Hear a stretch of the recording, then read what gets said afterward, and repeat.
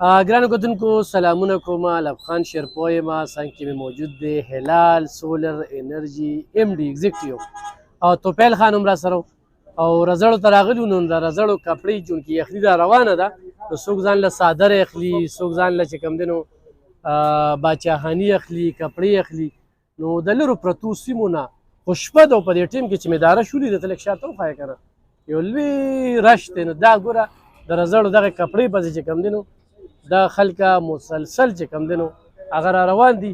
نو صرف په دې راته وایم نور داسې چل دی چې زموږ پکې نه کپړې شته نه هم څادر شته. نو چې چا له راځئ خو رزړو ته راشئ او ضرور راشئ. او ډېرې زبردستې کپړې او قدر او رنګ رنګ څادرې دا وګورئ جي چې دا څادر دی چولې او یخه یخني وي اورې.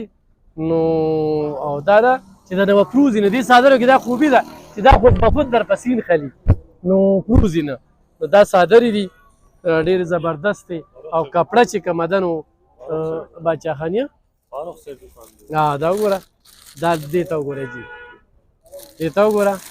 او بس اوس فاروق صاحب به ملتان ته ځي چې د ملتان نه کله واپس راشي او د هغه موږ سره چشمو غم دی. دا وګوره جي، دې ته وګوره. نو دا څادرې دي. نو ګرانو کتونکو د دې ویډیو مقصد مې دا دی چې رزړې ښه آبادي شوي دي، خو غټې وریجې خورې، خو مټۍ یې خورې، خو باچاخاني وړې. نو باچاخاني خو همتا لږه راکړله یاره چې دا لږ دې خلکو ته وښایي دا ده. او دا د لاسو جوړې دلته په کډو باندې جوړېږي چونکې اوس مشینان هم راغلي. خو دا باچاخاني ده چې دا دی چولي نو په یخه یخنۍ کې په تا خوله راځي.